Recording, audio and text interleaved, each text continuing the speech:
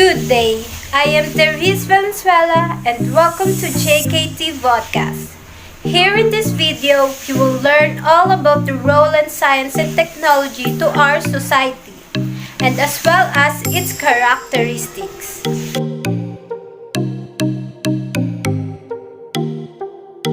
And now, let's give the floor for my co-speakers to introduce themselves. Hi, my name is Kimberly Vittorio. Hi everyone, I am Jancel Randet. Hello guys, I'm John Sebastian Carrido. And I am Juntaril Reyes. How are you? Can you share us what you are looking forward for this podcast? Let's start with Kimberly. I'm good, Therese. Thanks for asking. What I look forward for this podcast are those new knowledge of this topic in the world's perspective. Yes, I agree. And for me, I'm looking forward to learn and understand the connection between the science, technology, and society. And I'm also very excited to learn from you guys.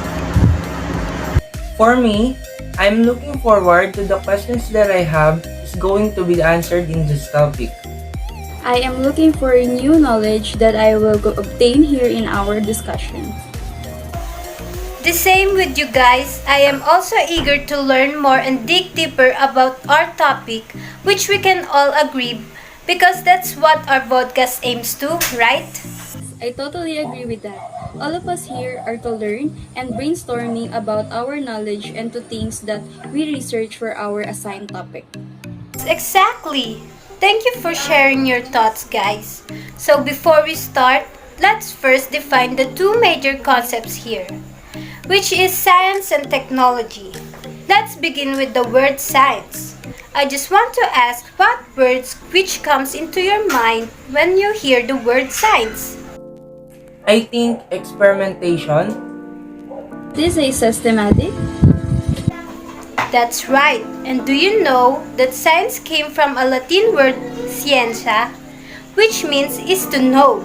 It is a concerted human effort to better comprehend or to understand the history of the human world and how it functions, using visible physical facts as the foundation of that understanding. And science is performed by observation and experimentation, which attempts to imitate natural processes in controlled environments. And also science is a systematic study, just like what Jean said. It is the systematic study of natural and social facts using well-defined methodologies in order to reveal universally valid, objective, and verifiable relationships. I think science is the process of new learning through the use of common sense and critical thought. And aside from that, science is also a set of individuals, skills, information, organization, facilities, procedures, physical resources, methods, and technology that works together in tandem. Yes, according to British scientist William Cecil Dampier-Witham, he defines science as an orderly knowledge of natural events and logical study of the relationship between the ideas in which these phenomena are portrayed. And as a result, the primary constituents of scientific knowledge are desire to learn about the functions of the natural world, the application of natural world functions, human needs, an endeavor to transform all known facts about the natural world into meaningful patterns of scientific laws or assumptions. The continuous applications of scientific methods in the pursuit of new knowledge and understanding, the collection and arrangement of all scientific information acquired and created by cultures and individuals. For better understanding of all individuals' generations across generations must be studied. We all now have an idea of what science is in general. Now let's proceed with the question. Why science and who does science, which will be shared by Kimberly. So now, moving forward, let me give you a brief information of why science and who does science. So nowadays, science is a field that employs millions of people around the world in both direct and indirect ways. And research also promises to tackle social problems such as sickness cures. There's no doubt about that because it is proven and tested. But since inspiring the field of life sciences, it has always been intertwined for millennia. But who does science? Good question, because actually many of them were clergy, physicians, painters, or alchemists, and if they live in civilization with thriving scientific communities, they were often people of high social position with resources and privileged to engage in systematic scientific investigation. Science is intertwined with technology, right? Yes, you got it right. But before that, let me explain to you first what is technology and where it came from. And to inform you, it is a combination of Greek words. Techne means art or craft, and logos means word or speech, which means a discourse of fine and applied arts. I'm just curious, how did it become intertwined with technology since it's more on arts and crafts? Actually, it is linked to science because it is a method of utilizing, discovering, and generating new things in order to improve one's quality of life. And aside from that, it is the process of converting raw materials from the earth into products that people may want and need. And aside from that, this process is embodied in agriculture, fisheries, mining, and forestry, which are areas where primary or raw materials can be sourced for processing into finer products, as well as construction, transportation, communication, medicine, and education, to name a few. And this sector used to process data or information to develop more advanced products or concepts. So, some of the things that I've mentioned are part of the roles of science and technology, and now, Jin will help us to uncover more about it. Thank you, Kim. So let's now answer the question, what is the role of science and technology? I think it's all about helping us in making information more accessible. Having good and improving communication to others. Both of you guys have given a correct and good example about it. So the role of science and technology is altered the way people live, connect, communicate, and transact with profound effect on economic development. But there is a good effect with that because you can easily do whatever you want to do in our lives because science and technology help us to do it. Also, with the help of them, the students, teachers, not only the students or teacher, a lot of us can be able to find a solution to any problems and easily find access important information. Exactly. Almost everything we see now is more on science and technology, like cell phone, electricity, and many more. By the help of the internet, we can talk to others like in Messenger, Instagram, Twitter, and other applications that we can communicate to our loved ones, such as our family, friends, relatives, constantly. Science and technology have the power live of the poor people in the developing countries, and also they have a big role in our daily life because as they make our life easier and faster as well. All of us need science and technology in our life. Thank you for sharing, Kimberly and Jean. I believe we can now further discuss about the questions: are science, technology, and society related? And if yes, how they are related? I think the answer for that is yes. In fact, science and technological activities contributes to the society, and it is part of the progress towards our future. As we can see all now, it can also make our daily lives tasks easier, as well as those for professional tasks, like treating health conditions, and for us normal people who are just looking for a flight. Indeed, science and technology had contributed into society and nation building. I cannot imagine our world now without those advanced machineries and equipments, which made our lives more productive and creative. Yes, I agree. Not just that, science and technology solve a lot of our problems, especially in the fields of medicines and curing various diseases and cancer.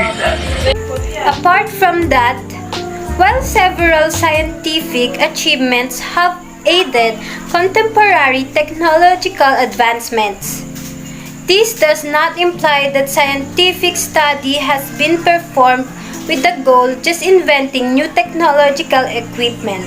But scientific information was adapted because it was available or accessible of the time. And I think here we can say that technology is older than science because way back then, during the primitive era, our ancestors had used to their own version of technology. Fire, primitive stone, bone stone, farming, and art are only a few examples. We can see here how far we became advanced in technologies.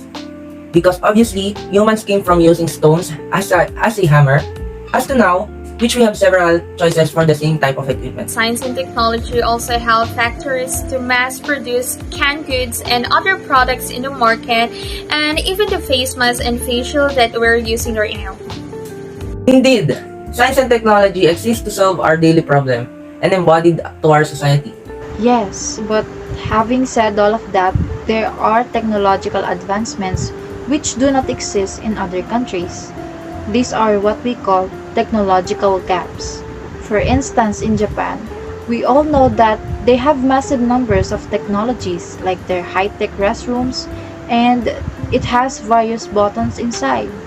Oh yes, and now you've mentioned it, I remember a video that I watched which features the convenience stores full of AI workers, right? There are literally no human workers on it.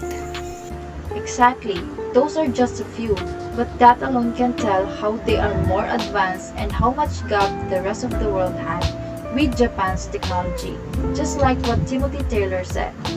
If you want to peek at the future, try looking at Japan, quote and unquote. That's how he described the country's outlook. Very concrete explanation for science, technology, and society. Now, let's proceed with their characteristics. So, what is the main goal of the 9 characteristics? Characteristic processes of science and technology. The 9 main characteristics of science are as follows. First, objectivity.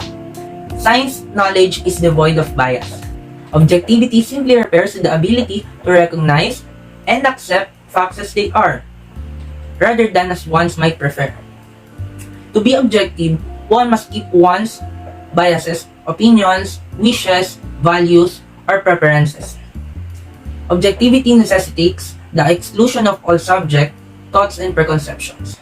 Meaning to say, in science, the objectivity is one of the important thing because it recognizes the facts that we need, the answers that we need in our questions, or the answers that we need to solve through the facts, not from the opinions of others, not from the bias of one saying to another. It is all about the facts. The facts is the most important because if we have questions, if we need to solve something, or if we need to know something, know the facts, not the biased opinions of others and all the answers, biases and wishes on one-sided biases and other.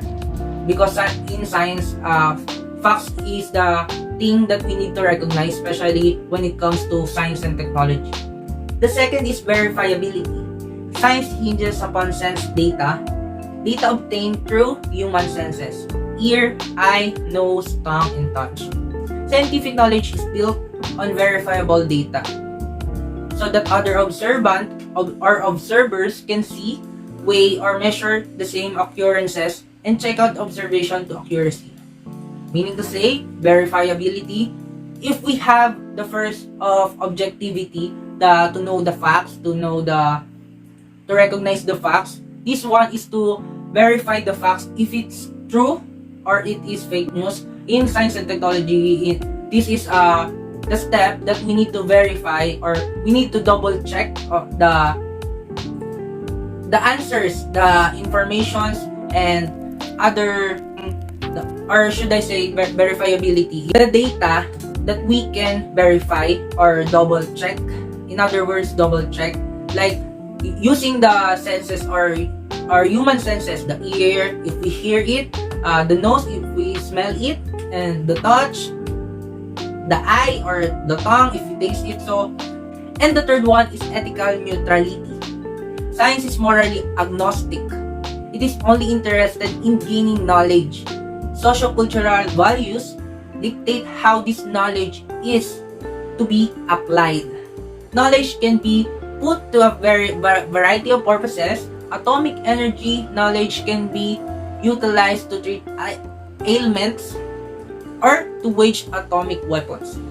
So in this case, ethical neutrality, science is more on experimenting something and using it in powers, or after we gain knowledges about the objectivity. It connects objectivity, verifiability, and the third one is ethical neutrality.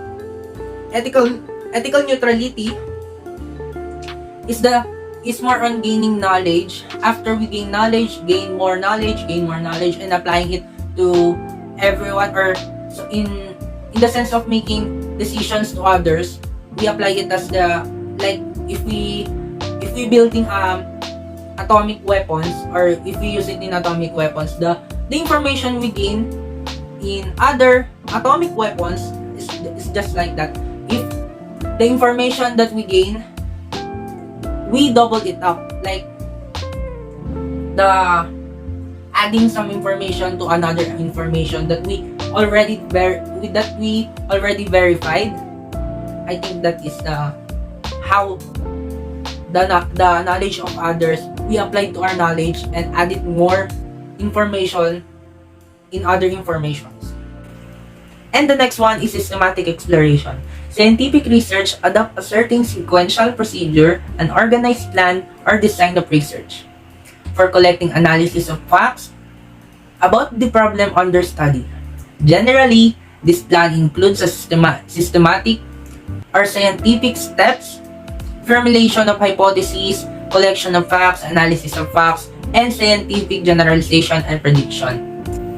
Meaning to say, the systematic exploration, after we gain knowledge or information and verified it if it is a fact or not, we need a systematic exploration that the design or the research design follows.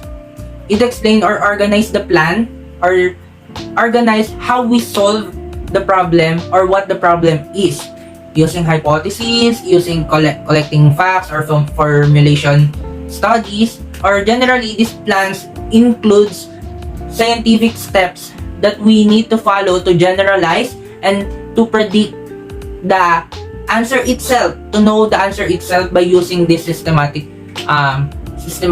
strategy in science.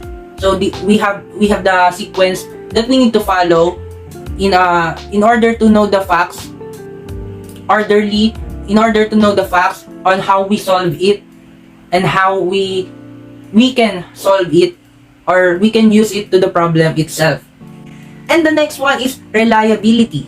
Scientific knowledge must occur under the prescribed circumstances, not once but repeatedly.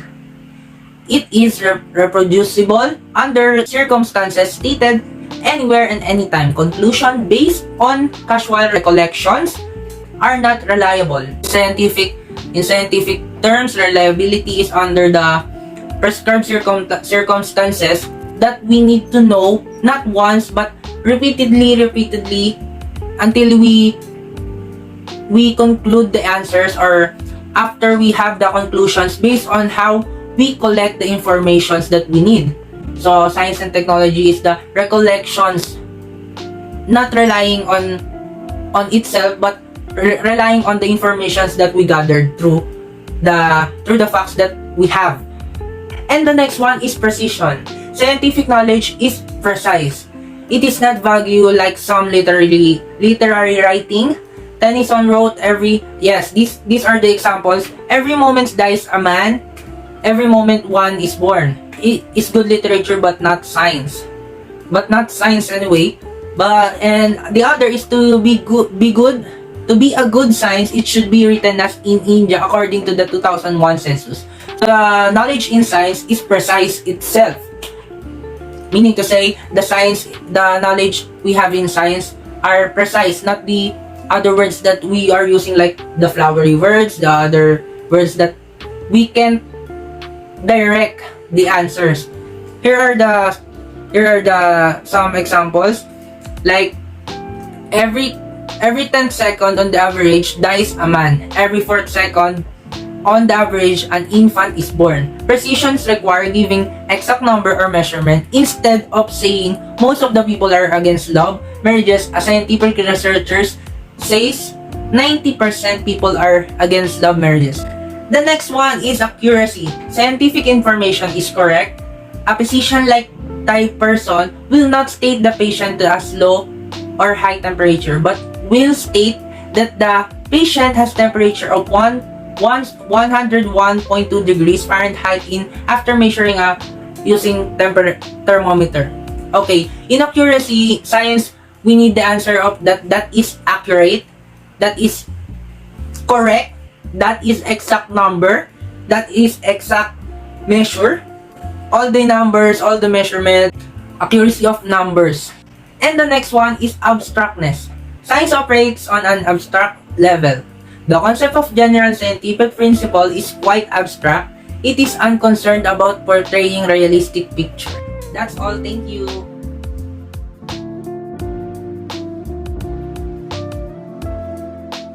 In addition to what John said, technology also have characteristics, and the ones that I got are from Professor Melvin Gransberg.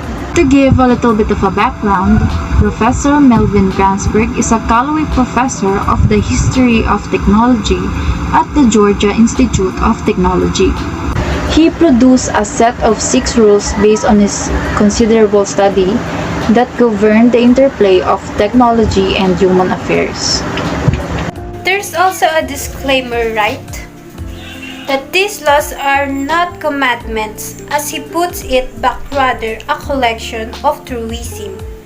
Or in other words, these are just facts and characteristics about technology that he devised as a result of his research into technology and its connection with socio-cultural development. Yes, that's right. Those disclaimers are also included in the book. And there are quite a few, but I will just share the 3 of them for this podcast. So let's start with this first law. Technology is neither good nor bad, nor is it neutral. His basic point is that the frequent impact of technology is far beyond its original intended use. Moreover, what impact technology would have differ based on the context in which it was introduced. Many negative consequences arise when apparently benign technologies are employed on a massive scale. I think this also pertains to people's attitude towards technology. Some people use it for their own good and some abuse it. It's just also simply explain that the presence of technology and initial purpose is to make operation easier and depends to a person if for what purpose they're going to use it. I think the best example for this are the smartphones, computer, which we all know has become an essential part of communication during this pandemic. And it has also become a portal for students and teachers as well as employers nor workers. And it also helped with the emergence of online businesses. However, overuse can cause eye strain and difficulties focusing on crucial activities, which can lead us to physical or psychological problems. And they may also have a role in more significant health issues, including our mental health. That's a good point, and I know all of us here, students, including our audience, can relate to that picture. And that's actually a good example to support this first law of Gransberg. And now let's proceed with the second law, which is the invention is the mother of necessity. It stated that the key concept is that technological innovation is a continual process rather than a single occurrence. Even after they are created, all innovations require further development in order to maximize their effectiveness and potential. Yes, I think one of the best example here are those DSLR and mirrorless cameras. The latest cameras that we have right now are innovated into a more flexible system and features as their function becoming wide range as the more become expensive. As well as for the mobile phones, right? There was no front camera back then, and the back camera only had a 12 to 16 megapixels. Compared to now, many smartphones can now match the capabilities of professional cameras. Yes, exactly. I agree with that. And that's what makes invention as the mother of necessity. And let's proceed with the last for this podcast is the third law, which is technology comes in packages, big and small. So Professor Kranzberg refers to this phenomena as packages, whereas Hodges refers to it as system, which he describes as cohesive structures made up of interacting, interrelated components. It alludes to the reality that innovations, particularly modern inventions, are not the result of a single hero, but rather the result of several actors working together to solve the problem. I think it also means that the final product may be made up of many different parts, each of which may have been invented by a different person, and the product would not work without them. And because of this product are part of a system and a network, a change in one of them may need a modification or even a complete redesign of the system as a whole. They must be studied as a whole system. Yes, that's the point of this third law. And that's for all for the characteristics of technology. Thank you. Thank you guys for sharing your thoughts and knowledge from your research. It was really informative discussion, and I know all of us can agree that we obtain a lot of new information. And that's it guys for JKT VODCAST for the introduction of science, technology, and society. Thank you for watching. See you soon guys, and bye!